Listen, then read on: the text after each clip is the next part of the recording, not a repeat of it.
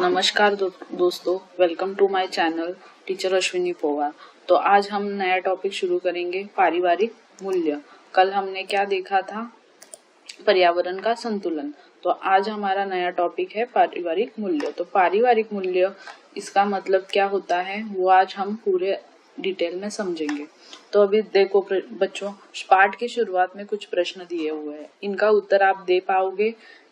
तो देखो, पढ़ते हैं प्रश्न। तुम्हारे परिवार में सैर पर जाने का निर्णय कैसे लेते हैं? फिर क्या तुम सैर पर जाने के स्थान के विषय में सुझाव देते हो? क्या तुम यह बताते हो कि छुट्टियां किन अतिथियों में को बुलाना है? फिर परिवार के त्योहार उत्सव की तैयारी में तुम किस प्रकार सहायता करते हो? तो अभी इन प्रश्नों में से कौन से प्रश्न के उत्तर आपको आते हैं? तो सबसे पहला प्रश्न क्या था? तुम्हारे परिवार में सैर पर जाने का निर्णय कैसे लेते हैं?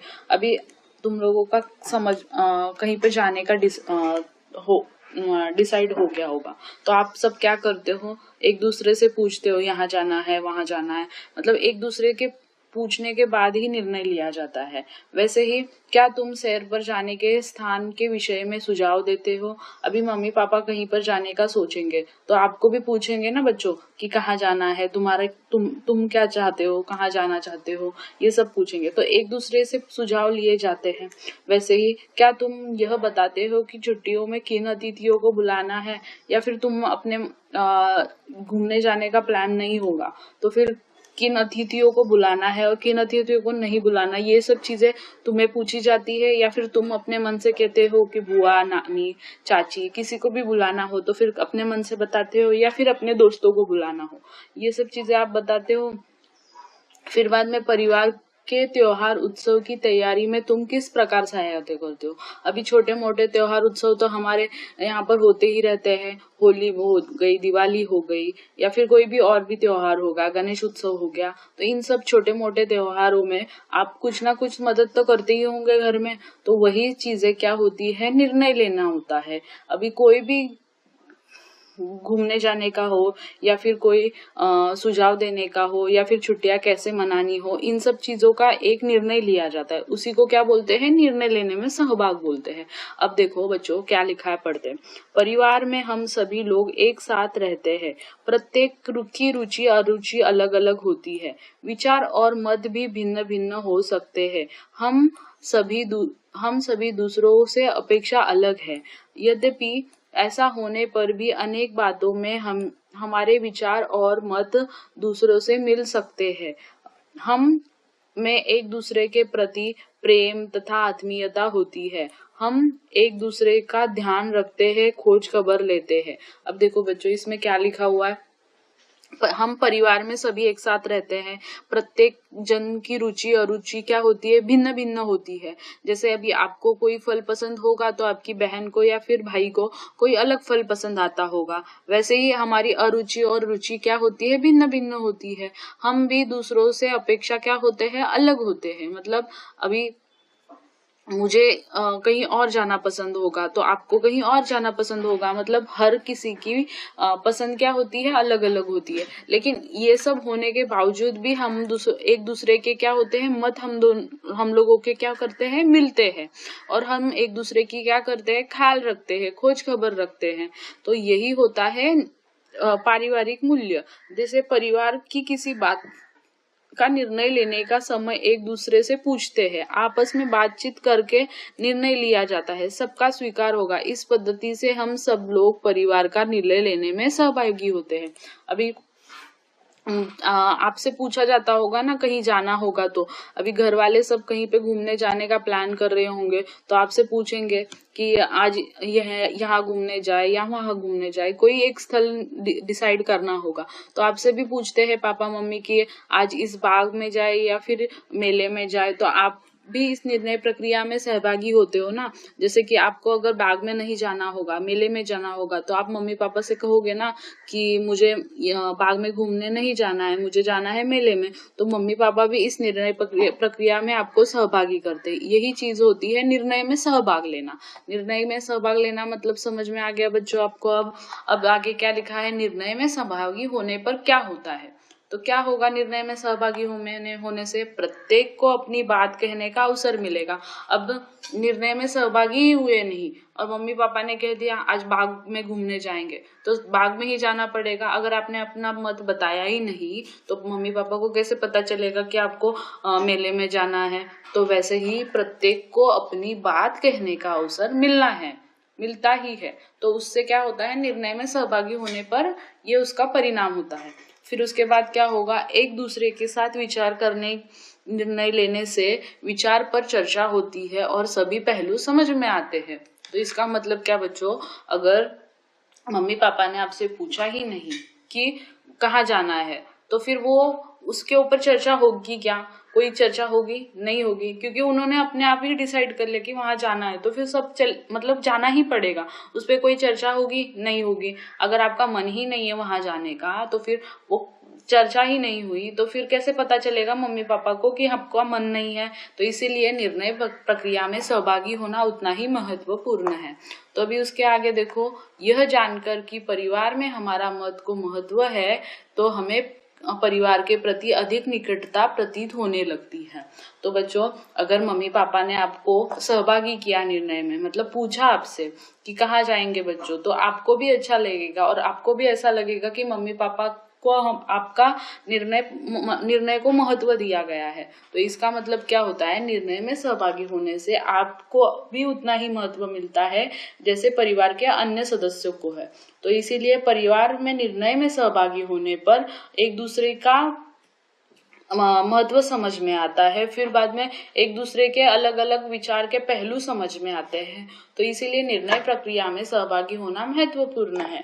अभी देखो बच्चों, अपने परिवार में कुछ निर्णयों में जैसे हमारा सहभाग होता है, वैसे हमारी सार्वजनिक समस्याओं के विषय में भी सहभाग होता है। जैसे समाचार पत्रों में हम जन सहभाग के कुछ समाचार पढ़ते हैं, ऐसे कुछ प्रातिनिधिक समाचार का सारांश नीचे दिया गया है। इनमें से सार्वजनिक समस्याओं कौन सी है और इसके लिए कौन लोगों को किस प्रकार सहभागी लिया जाएगा, उसकी चर्चा कैसे करेंगे। देखो बच्चों, सार्वजनिक सहभाग का मतलब क्या होता है, अभी ये समझना है। अभी हमने घर के सहभाग में कैसे लेना है, वो सब सहभागी होना है, वो सब समझ लिया। वैसे ही सार्वजनिक समस्याओं में कैसे सहभागी होंगे वो हम कैसे समझेंगे। देखो अभी देखो यहाँ पे प्रश्न क्या, एक सुझाव दिया हुआ है, महानगर पालिका के अनुपात्र में नागरिकों का सहभाग खर्च किन मुद्दों पर करना है और नागरिक निश्चित करेंगे। मतलब बच्चों देखो, अब महानगर पालिका है और हमारे गांव में क्या होती है, ग्राम पंचायत होती है। वैसे शहरों में क्या होती है, महानगर पालिका होती है। और ग्राम पंचायत क्या करती है, गांव के सभी लेन देन का या फिर कुछ भी काम का ध्यान रखने का काम कौन करती है, ग्राम पंचायत करती है। वैसे ही महानगर पालिका शहरों के नदी नालों का, फिर बाद में सड़कों का सुधार करने का काम कौन करती है, महानगर पालिका करती है।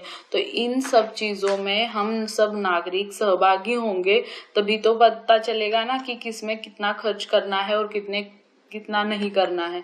तो अभी अगर गांव के लोगों ने गांव की ग्राम पंचायत की सभा में शामिल ही नहीं हुए तो खर्च का कैसे पता चलेगा, और अपने अपने विचार ही नहीं प्रकट किए कि इसके ऊपर इतना खर्च करना चाहिए। अगर ग्राम पंचायत के 5 पंचों ने ही डिसाइड कर लिया कि ये करना है, तो इससे हमें क्या मतलब सुधार करना है और क्या नहीं करना है, वो सुझाव कैसे मिलेंगे। तो देखो, अगर आपको कुछ गलतियां नजर आ रही होंगी गांव के आजू बाजू में, कहीं पे गटार होगा, नाला होगा, वो कहीं पे साफ सुथरा नहीं होगा, जब तक आप जाके मतलब अगर पंचों ने या फिर ग्राम पंचायत सदस्यों ने देखा ही नहीं होगा वो चीज, और आपने भी बताया नहीं होगा, तो उनको पता कैसे चलेगा। इसीलिए सभा में भाग लेना या फिर सार्वजनिक कार्यक्रमों में भाग लेना उतना ही महत्वपूर्ण है जैसे पारिवारिक निर्णयों में भाग लेना है। तो बच्चों, पारिवारिक निर्णय और सार्वजनिक निर्णय ये समझ में आ गया आपको। पारिवारिक निर्णय जैसे हम घर के अंदर लेते हैं, वैसे ही हम बाहर भी सार्वजनिक निर्णय लेना सीखना चाहिए, ताकि सुधार हो, अपने विचार प्रकट हो और विचारों का एक दूसरे से क्या हो, आदान प्रदान हो। मतलब एक दूसरे को बताए जाने चाहिए। इससे निर्णय लेने में क्या होता है बच्चों, आसानी होती है। इसीलिए सार्वजनिक समस्याओं के विषय में भी हमें अपना निर्णय बताना चाहिए या फिर अपना मत प्रकट करना चाहिए। अभी देखो बच्चों, ये समझ में आ गया आपको। अब क्या आगे देखते हैं। अभी क्या है, ईमानदारी तथा बेईमानी का परिणाम क्या होता है। इसके लिए सबसे पहले ये 3 प्रश्न देखो पुस्तक में दिए गए हैं। आफरीन ने मीनू से पेंसिल मांगी, लिखने के बाद उसने पेंसिल वापस कर दी। फिर बाद में शमा साइकिल से गिर पड़ी, माँ को बताते समय उसने कहा नेहा ने मुझे गिराया इसलिए मैं गिर गई। मेरी ने रिक्शा में मिली थैली निकट के पुलिस थाने में जमा कर दी। अब इन 3 प्रश्नों से आपको कुछ समझ में आ रहा है। देखो बच्चों, इसमें आपको क्या दिया हुआ है, ईमानदारी तथा बेईमानी के परिणाम। अभी इसमें ईमानदारी किस में दिख रही है। अभी ईमानदारी क्या होती है, जब हम किसी की कोई चीज ले लेते हैं तो उसे याद से वापस करना, ये एक तरह की क्या हो गई, ईमानदारी हो गई। अभी आपने कोई गलती कर ली है और इसमें किसी की भी कोई गलती नहीं है, मतलब किसी ने कुछ किया ही नहीं, फिर भी हम उसका नाम लेकर बोलेंगे कि उसने मुझे ऐसा किया इसलिए मुझे ऐसा हुआ या फिर मैं गिर गई। तो इस प्रश्न में देखो, इसमें क्या लिखा है, आफरीन ने मीनू से पेंसिल मांगी और लिखने के बाद उसने पेंसिल वापस भी कर दी। तो इसमें उसके आफरीन की क्या दिखाई दे रही है, ईमानदारी दिखाई दे रही है, क्योंकि उसने उसका पेंसिल का वापर किया और वापर करके वापस उसने वो क्या कर दी, उसको वापस कर दी। तो इसमें उसको क्या हो गई, अच्छाई दिखाई दे रही है ना। वैसे अभी यहाँ पे देखो, शमा साइकिल से गिर गई है, लेकिन फिर भी माँ को बताते समय वो क्या बता रही है कि नहीं मम्मी, मैं साइकिल चला रही थी और नेहा ने मुझे गिराया इसलिए मैं गिर गई। तो इसमें उसने झूठ बोला ना, तो इसमें ईमानदारी दिखाई दी नहीं।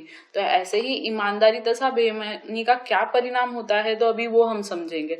देखो, हमने अच्छी बुरी घटनाएं घटित होती रहती है हमसे। हम अभी देखो, हम कहीं पर भी जाते हैं, कुछ ना कुछ हमसे गलतियां होती ही रहती है।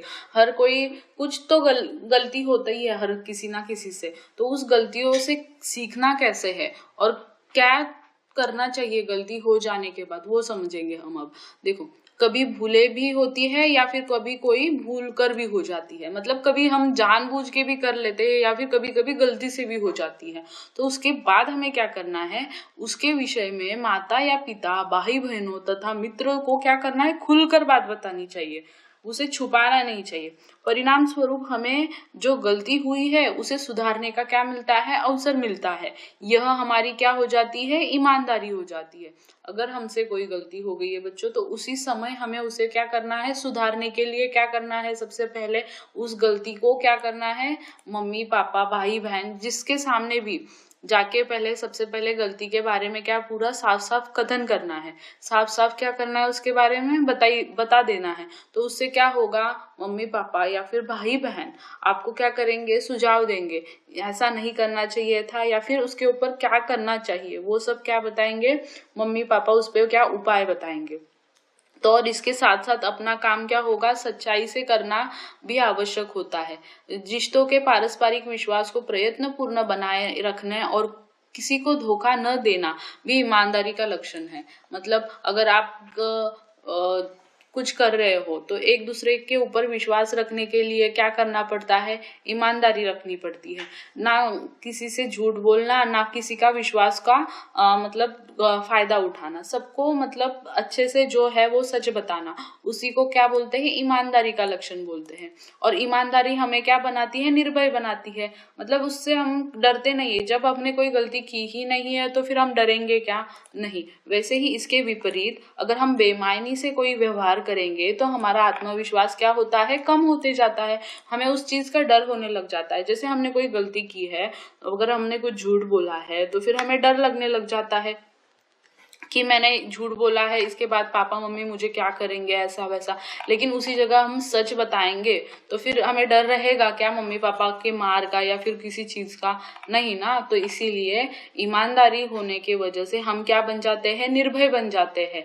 लेकिन उसी जगह हमारे अंदर बेईमानी होगी तो हम क्या होते जाएंगे, निर्भय नहीं बनेंगे। हमारा आत्मविश्वास उसके वजह से कम होता जाएगा। आत्मविश्वास क्या होता है बच्चों, आत्मविश्वास मतलब खुद के ऊपर का विश्वास, आत्मविश्वास, जब हम मतलब सच बोलेंगे तो हमारा आत्मविश्वास क्या होता है, बढ़ता जाता है। लेकिन उसी जगह हम झूठ बोलेंगे या फिर बेईमानी करेंगे, किसी को फंसाएंगे, तो हमारा आत्मविश्वास क्या होता है बच्चों, कम कम होने लगता है। और परिवार तथा अपने सार्वजनिक जीवन में भी हम ईमानदारी पूर्वक व्यवहार करना सीखना चाहिए हमें। तो क्या करना चाहिए बच्चों, हमें हमेशा ईमानदारी से रहना चाहिए घर में, और ये चीजें हमें घर से ही सीखनी चाहिए। जैसे हम घर में रहेंगे वैसे ही हम क्या करेंगे, सामाजिक वातावरण में भी वैसे ही रहने लग जाएंगे।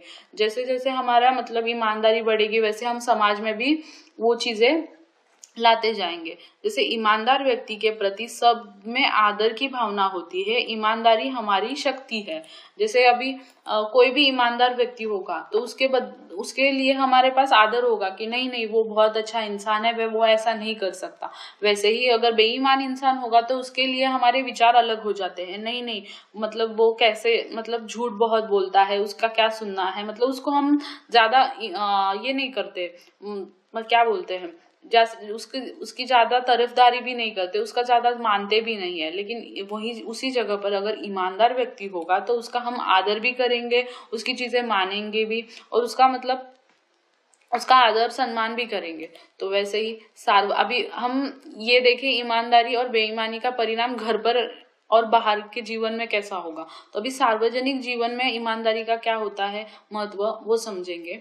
तो सार्वजनिक जीवन में भी ईमानदारी होने पर सार्वजनिक सेवा सुविधा हमें अच्छी मिलती है। बस अथवा रेल द्वारा बिना टिकट यात्रा करने पर क्या होगा। अब ये देखो बच्चों, सार्वजनिक जीवन में क्या ईमानदारी का महत्व है वो समझेंगे। अभी ये तो घर की बातें हो गई कि मम्मी पापा से हम झूठ नहीं बोलना चाहिए, अगर झूठ बोल भी दिया हो तो फिर जाकर हमें सच सच बता देना चाहिए ताकि आगे और झूठ ना बोलने पड़े। वैसे ही अब सार्वजनिक जीवन में अगर आपको ईमानदार रहना है तो सबसे पहले क्या करना होगा, बस और रेलवे में क्या करते हैं हम, प्रवास करते हैं, उस समय हमें क्या करना चाहिए, रेलवे का टिकट याद से लेना चाहिए। किसी किसी वक्त कोई कोई पैसेंजर क्या कर लेता है, प्रवासी क्या करता है, बिना टिकट के क्या करता है, प्रवास कर लेता है और फिर बाद में वैसे ही घर चला जाता है। लेकिन इससे क्या होगा, अगर हर एक व्यक्ति ऐसे ही करने लग जाएगा, बिना टिकट के प्रवास करने लग जाएगा, तो क्या होगा, सार्वजनिक परिवहन व्यवस्था क्या हो जाएगी, घाटे में आने लग जाएगी और कुछ दिनों में वो बंद हो जाएगी। तो इससे फायदा किसका और किसका नुकसान, इसमें हमारा ही नुकसान हो रहा है। क्यों, सार्वजनिक व्यवस्था बंद हो गई तो हम प्रवास कैसे करेंगे, सबके पास तो गाड़ी नहीं होती है। तो वैसे ही बच्चों, यदि प्रत्येक व्यक्ति ईमानदारी से टिकट लेकर चले तो यह समस्या उत्पन्न ही नहीं होगी। समझ में आया बच्चों। अब देखो, ईमानदारी के व्यवहार से सार्वजनिक जीवन में कार्यक्षमता की वृद्धि हो जाती है। देखो बच्चों, अब हर एक व्यक्ति क्या होगा, ईमानदार रहने लग जाएगा, मतलब सच बोलने लग जाएगा, तो सबके भलाई की बातें करेंगे या फिर सबके भलाई का ही सोचेंगे। अगर इसी जगह पर बेईमानी होती रहेगी तो सब अपने बारे में सोचेंगे और अपने तक ही सीमित रहेंगे, इससे किसी समाज का नहीं भला होगा। इसीलिए ईमानदारी का महत्व बहुत ज्यादा है। जब तक हम अपने से शुरुआत नहीं करते ईमानदारी की, तब तक वो चीजें नहीं बदलती। इसीलिए हम ऐसा नहीं सोचना चाहिए कि वो बेईमान है तो फिर मैं क्यों ईमानदारी से रहूं, ऐसा। तो ईमानदारी के व्यवहार से सार्वजनिक जीवन में कार्यक्षमता की क्या होगी, वृद्धि हो सकती है। ईमानदारी का बोध हमारे सार्वजनिक जीवन के अनुशासन तथा कार्यक्षमता की वृद्धि में उपयोगी सिद्ध हो सकता है। तो अभी ये आपको समझ में नहीं आया होगा, कैसे, देखो, ईमानदारी के बोध से हमारे सार्वजनिक में क्या होगा, अनुशासन आएगा। मतलब जो व्यक्ति ईमानदार होगा वो अपना कार्य क्या करेगा, व्यवस्थित तरीके से पूर्ण करेगा। लेकिन अगर जो बेईमान व्यक्ति होगा उसे कोई जरूरत ही नहीं, वो बोलेगा कि नहीं सार्वजनिक है तो फिर मुझे मेरा पेमेंट मिल रहा है तो फिर मैं क्यों करूं। नहीं, ऐसे नहीं होता है ना। लेकिन अगर जब आप ईमानदारी से कोई काम करोगे तो सब चीजें कैसे, हर एक चीज अपने अपने टाइम पर होती जाएगी और उससे क्या होगा, समाज का क्या होगा, कल्याण ही होगा। इसीलिए ईमानदारी से जीवन जगने से कार्यक्षमता में क्या होती है, वृद्धि होती है। ठीक है, अभी ये हो गया। अभी अगला टॉपिक क्या है, सहयोग से लाभ। अब सहयोग से लाभ क्या होता है बच्चों, अभी देखो इसमें पढ़ते हैं क्या लिखा हुआ है। परिवार में हम एक दूसरे को सहयोग करते हैं। इसी प्रकार सामूहिक खेल खेलते समय खिलाड़ियों में पारस्परिक क्या होता है, सहयोग होता है। अगर खिलाड़ियों में ही सहयोग नहीं हुआ बच्चों, तो फिर गेम कैसे खेली जाएगी। अगर एक ही टीम में एक ही टीम में जगह अगर उसके खिलाड़ी आपस में ही झगड़ते रह जाएंगे, तो वो अगली टीम को कैसे हरा पाएंगे। वैसे ही देखो यहाँ पर क्या लिखा है, इसी प्रकार सामूहिक खेल खेलते समय की खिलाड़ियों में पारस्परिक सहयोग जितना अधिक होता है, उतना खेल क्या होता है, अच्छा हो जाता है। खेल के सहयोग भावना खेल के तक ही सीमित न रखकर उसे सामाजिक जीवन में भी लानी चाहिए। सामाजिक जीवन में सभी को सहयोग की आवश्यकता होती है। हम एक दूसरे को सहयोग की आवश्यकता होती है। गांव अथवा शहर मेला, उस रैली आदि कार्यक्रम एक दूसरे के सहयोग से ही यशस्वी रूप में संपन्न होते हैं। तो बच्चों अभी देखो इसमें क्या लिखा था, मैं अभी आपको समझा के बताती हूँ। देखो अगर हम कोई गेम खेल रहे हैं, तो गेम खेलते समय दो टीम है, दोनों टीम के खिलाड़ी अगर एक दूसरे से जीतना चाहते हैं, तो सबसे पहली चीज क्या होगी कि उन खिलाड़ियों के अंदर, मतलब एक टीम के खिलाड़ी अपने ही टीम के अंदर क्या होने चाहिए, एक दूसरे से सहयोगी होने चाहिए। मतलब एक दूसरे का मानना चाहिए उन्होंने। अगर वो बोले एक टीम में ही झगड़ा होगा, तो वो अगली टीम को कैसे हरा पाएंगे, नहीं ना, वो नहीं हरा पाएंगे। तो इसीलिए सहयोग की भावना जैसे एक खेल में होती है, वैसे ही सहयोग की भावना हमें क्या करनी है, सामाजिक जीवन में भी लानी चाहिए। वो अभी सामाजिक जीवन में कैसे लाएंगे, सामाजिक जीवन में सबकी सहयोग की आवश्यकता कैसे होती है वो समझो। देखो अगर गांव या शहर में कहीं पे भी आप रहते होंगे, तो वहां पर क्या होगा, कोई मेला लगा होगा या फिर उर्स लगा होगा, कोई रैली निकल रही होगी, या फिर आप चलो गांव का छोड़ो, स्कूल का ही ले लो या फिर पाठशाला का ही ले लो। पाठशाला में अगर कोई खेल खेलना है या फिर कोई चित्र बनाने के लिए ग्रुप में आपको गट में कार्य दिया गया है, तो गट में कार्य दिया गया होगा आपको 4 जनों को, तो आप सबसे पहले आप 4 जनों में एक दूसरे का मत पूछना चाहिए। मतलब मतों का, विचारों का मिलाप होना चाहिए।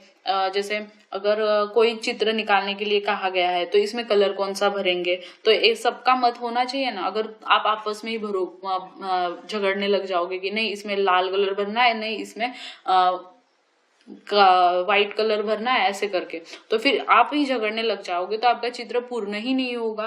वैसे ही बच्चों गांव या शहर में या फिर उर्स या मेले में ये सब चीजें जब आपको कार्यक्रम करने होंगे, तो सभी गांव के लोगों को एकत्रित आना पड़ेगा, और एकत्रित में आकर फिर उनका सहयोग होगा। सहयोग से ही फिर वो रैली निकालनी है या फिर उर्स करना है या फिर मेला लगाना है, ये सब चीजें डिसाइड होंगी। कितना खर्चा होगा, कितने पैसे जमा करने पड़ेंगे, ये सब एक दूसरे के सहयोग से ही संभव है। तो इसीलिए क्या होता है, सहयोग का क्या होता है, इससे लाभ मिलता है। इससे हमें लाभ क्या मिलेगा, अगर सहयोग ही नहीं किया ग्राम के लोगों ने, तो फिर क्या उर्स होगा, मेला होगा, नहीं ना। तो इसीलिए सहयोग का यह महत्व है। तो अभी सहयोग का महत्व हमने समझ लिया बच्चों। अभी सहिष्णुता, अब सहिष्णुता ये शब्द ही बहुत भारी लग रहा होगा आपको, इतना मतलब इसका अर्थ क्या होता है वही समझने के लिए अब आसान से शब्द में समझेंगे। देखो बच्चों, अभी देखो यहाँ पे आपको एक चित्र दिया गया हुआ है पुस्तक में, ये दोनों बात कर रहे हैं, एक दूसरे के साथ क्या कर रहे हैं, संवाद कर रहे हैं।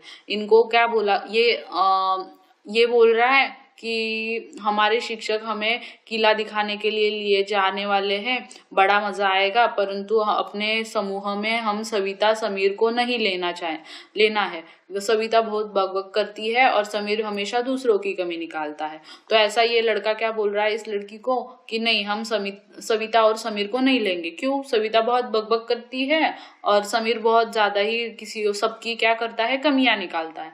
लेकिन फिर बाद में ये लड़की क्या बोलती है, तो क्या हुआ, सविता अच्छा गाना तो गाती है ना, और समीर अच्छे चुटकुले सुनाता है, तो हम उन्हें कहेंगे, वे हमारी बात सुनेंगे, हम उन्हें अलग नहीं करेंगे।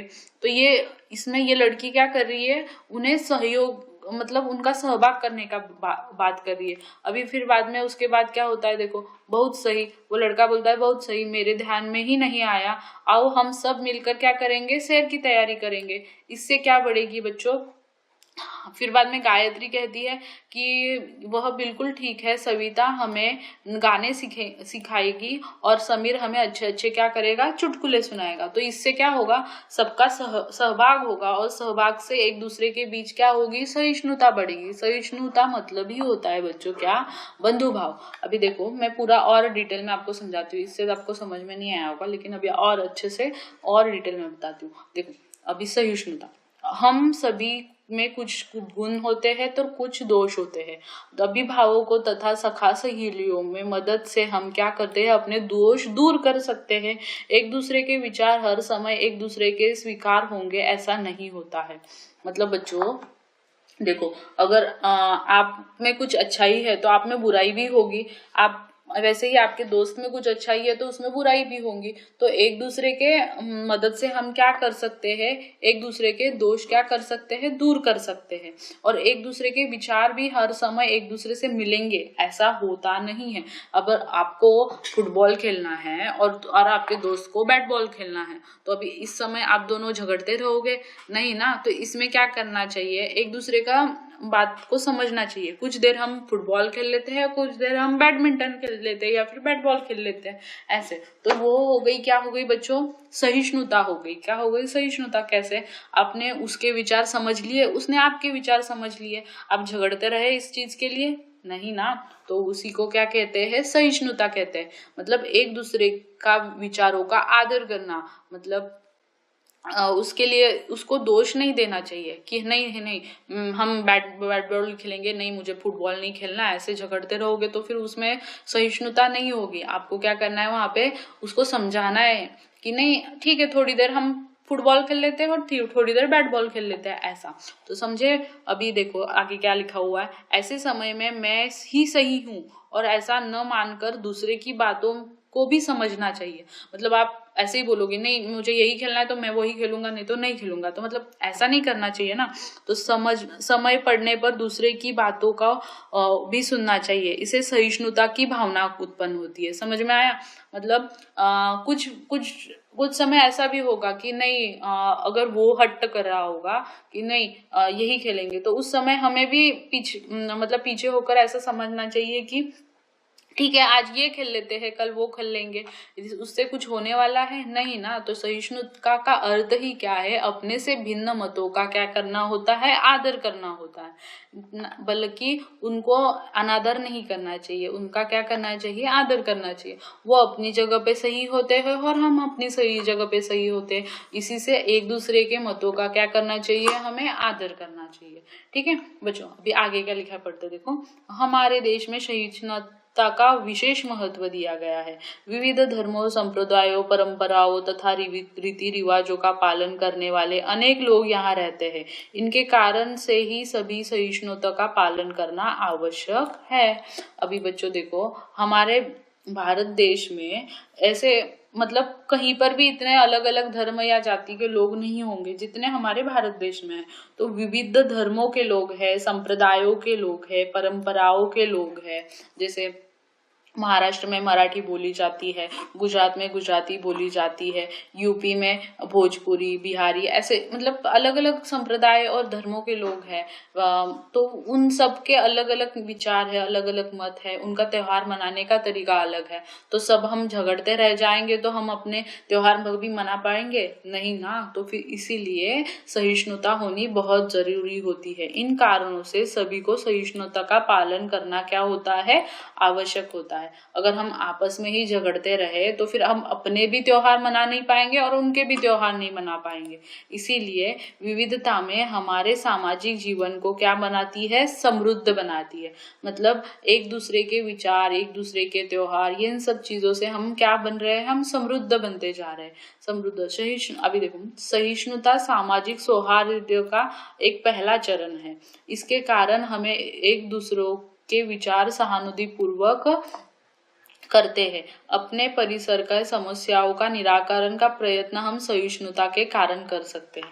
अब देखो, अगर हमें सहिष्णुता होगी बच्चों, तो हम एक दूसरे के प्रश्नों का निराकरण कर पाएंगे। अगर सहिष्णुता ही नहीं होगी, हम हमेशा झगड़ते ही रह जाएंगे, तो एक दूसरे के विचारों को समझ पाएंगे नहीं ना। तो इसीलिए एक दूसरे के विचार समझने के लिए हमें सबसे पहले एक दूसरे की भावनाओं का आदर होना चाहिए, एक दूसरे के विचारों का भी आदर होना चाहिए। मतलब उनके विचार भिन्न भी हो तो उनके बाजू से उनके विचारों में क्या अलगता है या क्या भिन्नता है, वो हमें समझ में आनी चाहिए। तो इससे हमारे सहिष्णुता के भावना में भावनाएं बढ़ती है। और सहिष्णुता के भावना से क्या होती है, समाज में एक दूसरे से क्या मतलब सहानुभूति बहुत ज्यादा ही निर्माण हो जाती है। अभी हो गई सहिष्णुता। अभी हम आगे देखेंगे क्या, स्त्री पुरुष समानता। अब स्त्री पुरुष समानता, अभी ये चीज क्या होती है देखेंगे। देखो, अभी मनुष्य के रूप में लड़का अथवा लड़की, स्त्री पुरुष समान होते हैं, ठीक है। अब ये कैसे पुरुष और स्त्री और लड़का और लड़की समान होंगे, उनका स्तर समान होता है।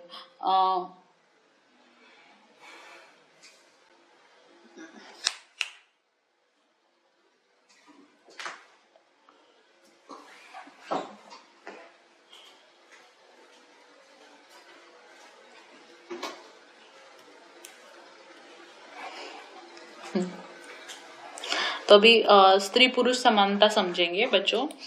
देखो, मनुष्य के रूप में लड़का लड़की स्त्री पुरुष समान होते हैं, उनका स्तर भी क्या होता है, समान होता है।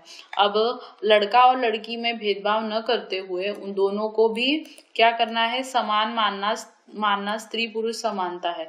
लड़कों और लड़कियों को एक दूसरे से का आदर करना चाहिए। अपने मित्रों की संगति में हमें सभी एक दूसरे को समान मानते हैं। समानता की यही भावना हमें भविष्य में नागरिक के रूप में बनाए रखती है। अभी मैं आपको ये आसान शब्दों में समझाती हूँ।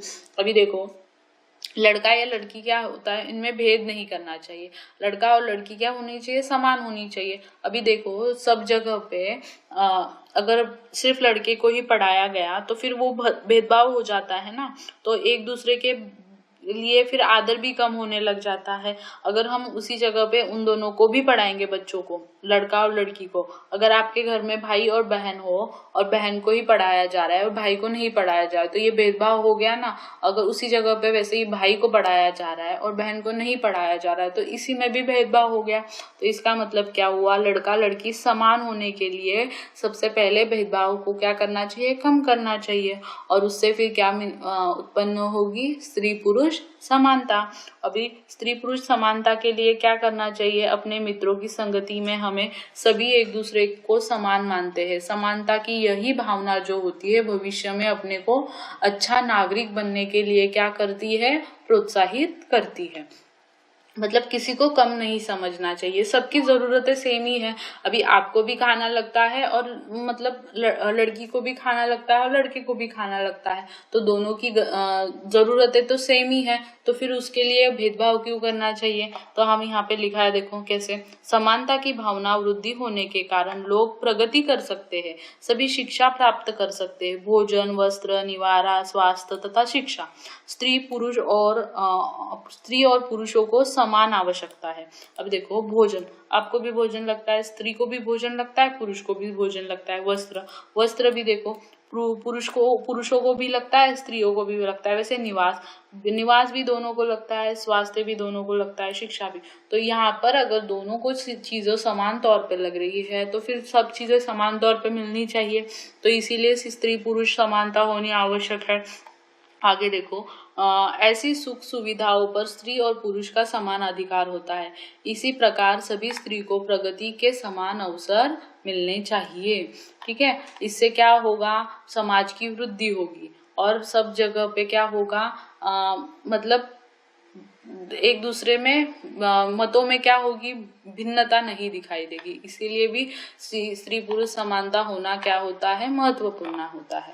ठीक है बच्चों, तो अभी आज इतना, अभी हमारा पाठ में देख लिया हमने क्या क्या, वो देखो आज के पाठ में हमने क्या देखा वो समझेंगे।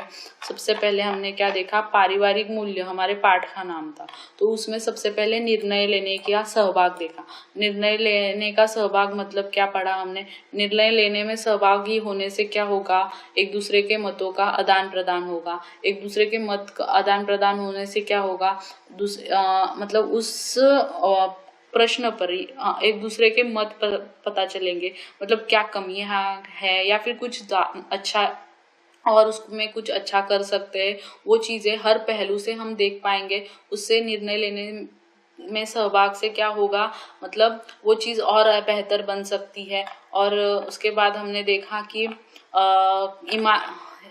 ईमानदारी और बेईमानी का परिणाम देखा। अब अगर हम अच्छे से रहेंगे तो समाज में भी उस चीज का क्या होता रहेगा, मतलब वो चीजें बढ़ती रह जाएंगी। ईमानदारी से और बेईमानी से क्या होगा, जैसे ईमानदारी से हम जैसे रहेंगे उस हिसाब से हमारे आसपास के लोग भी हमारा क्या करेंगे, आदर करेंगे। उसी जगह बेईमानी से हम रहेंगे तो हमारे में आत्मविश्वास की तो कमी हो ही जाएगी, लेकिन आसपास के लोग भी हमारा क्या करेंगे, आदर करना कम कर देंगे। इसीलिए ईमानदारी का महत्व हमने इसमें देखा। उसके बाद में देखा सार्वजनिक जीवन में ईमानदारी क्या होती है। अब सार्वजनिक जीवन में ईमानदारी क्या होती है, हम कहीं पे प्रवास कर रहे हैं या फिर कहीं पे घूमने जा रहे हैं तो बिना टिकट के प्रवास नहीं करना चाहिए, टिकट निकाल कर ही प्रवास करना चाहिए। इससे क्या होगा, समाज की भी क्या होगी, सार्वजनिक जीवन की भी क्या होगी, वृद्धि होगी। इससे इसीलिए सार्वजनिक जीवन में भी ईमानदारी उतनी ही महत्वपूर्ण है जितनी कि निजी जीवन में। फिर बाद में सहयोग से क्या लाभ होगा, सहयोग का मतलब क्या समझा हमने बच्चों, सहयोग मतलब परिवार में एक दूसरे का क्या होना, मदद करना या फिर किसी चीज में एक दूसरे का विचार प्रकट करना सहयोग कहते हैं। अगर हम एक दूसरे को सहयोग ही नहीं करेंगे, मतलब एक दूसरे को मदद ही नहीं करेंगे, तो फिर वो चीज आगे बढ़ेगी ही नहीं। वो देखा हमने, जैसे खेल का मैंने उदाहरण दिया था कि खेल में अगर हम एक ग्रुप में काम कर रहे हैं तो फिर एक ग्रुप में अगर सहयोग ही नहीं होगा तो वो ग्रुप जीत पाएगा नहीं ना। तो वैसे ही सहयोग का महत्व हमने समझा। उसके बाद हमने क्या देखा बच्चों, सहिष्णुता। सहिष्णुता मतलब क्या, एक दूसरे के मतों को या फिर भिन्न मतों को, जो भी बातें होंगे, अगर आपका मत कुछ और होगा और दूसरे का मत जो भी होगा तो उन दोनों के मतों का क्या करना, आदर करना, वही क्या होती है बच्चों, सहिष्णुता होती है। और उसके बाद हमने सबसे लास्ट में देखा स्त्री पुरुष समानता। स्त्री पुरुष समानता का महत्व देखा। जैसे जितना महत्व स्त्री को है उतना ही महत्व समाज में पुरुष को है। एक दूसरे को कम नहीं समझना चाहिए और सभी की प्रगति के लिए कार्य करते रहना चाहिए, जिससे क्या होगा, समाज की ही वृद्धि होगी।